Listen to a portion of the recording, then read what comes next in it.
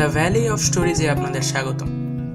গল্পের এই উপত্যকায় চাপা পড়ে আছে শত শত গল্প, শ্রোতাদের অপেক্ষায় দিন গুনছে তারা।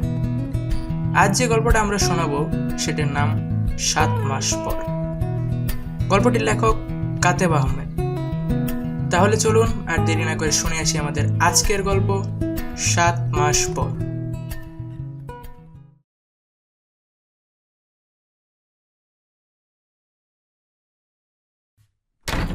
দরজা দিয়ে বেরিয়েই সিঁড়ি দিয়ে হুড়মুড়িয়ে নামতে লাগলো আদিল।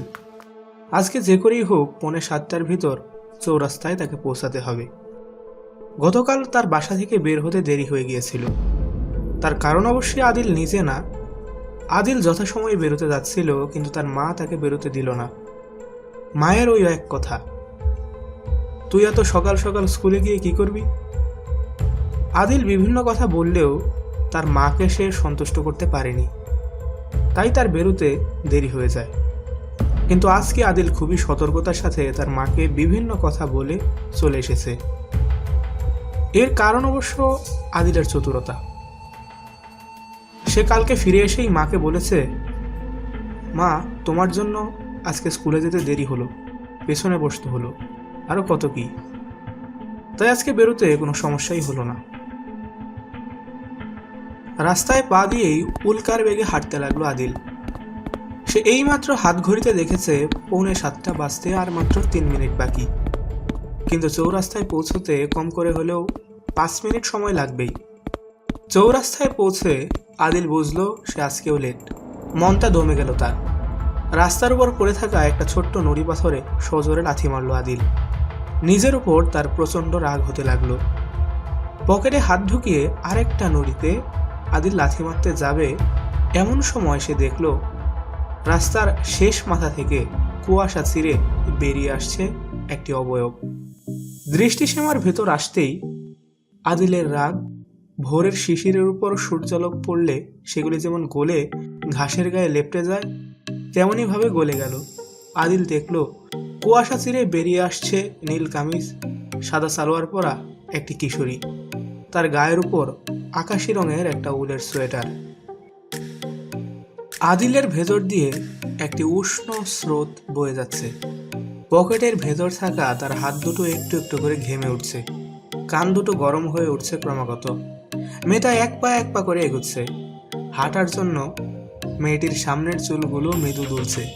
সেই দুলনের সাথে সাথে ক্রমাগত আদিলের বুকের বাঁ পাশে থাকা হৃৎপিণ্ডটিও তার চলার গতি বাড়িয়ে দিচ্ছে। অপর পাশ থেকে একটি অটো আসতেই মেয়েটি অটোর পেছনের সিটে গিয়ে বসলো। আদিল তাড়াতাড়ি পা চালিয়ে গিয়ে ড্রাইভারের পাশের সিটটি দখল করলো।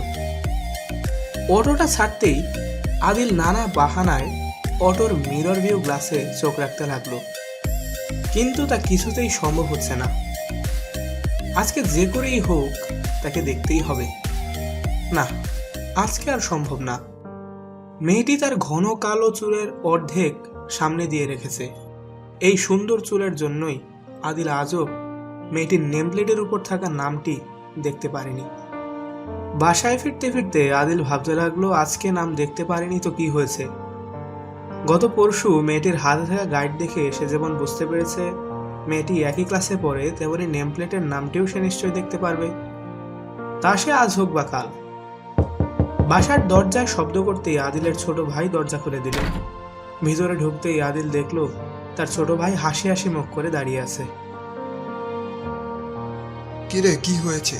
আজ এত খুশি কেন? কাঁধের ব্যাগ নামিয়ে রাখতে রাখতে প্রশ্ন করলো আদিল। ভাইয়া, একটা দারুণ সুখবর আছে বলে উত্তরের অপেক্ষা করতে লাগলো আদিত্য। অতি দ্রুত উত্তর দিল আদিত্য। কি সুখবর রে? আজ থেকে করোনার জন্য সরকার সাধারণ ছুটি ঘোষণা করেছে। স্কুল কলেজ সব বন্ধ। আদিল বুঝলো না সে খুশি হবে না কষ্ট পাবে।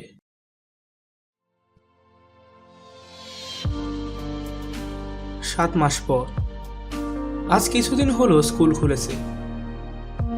আদিল এখনো প্রতিদিন 6:45 আগে মোড়ে গিয়ে দাঁড়িয়ে থাকে। রাস্তার শেষ মাথা থেকে কুয়াশা ছিঁড়ে ঘন কালো চুল একটু একটু দোলাতে দোলাতে বেরিয়ে আসছে একটি কিশোরী অবয়ব। এই দৃশ্যটা দেখার জন্য। এতক্ষণ শুনছিলেন ভ্যালি অফ স্টোরিজের আজকের নিবেদন 7 মাস পর। গল্পটি লিখেছে কাতেব আহমেদ, আদিলের ভূমিকায় তানভীর রহমান এবং আদিত্যের ভূমিকায় তাকবীর। সার্বিক সহযোগিতায় আমি Masrur Khan, vocal and sound mixing Nafiul Anam. গল্পটি ভালো লাগলে লাইক, কমেন্ট, শেয়ার ও সাবস্ক্রাইব করে আপনাদের সবাইকে আমাদের পাশে থাকতে বিনীত অনুরোধ জানাচ্ছি। আজ এ পর্যন্তই, আবারও ফিরে আসবো নতুন কোনো গল্প নিয়ে। তবে আজকের মতো বিদায়।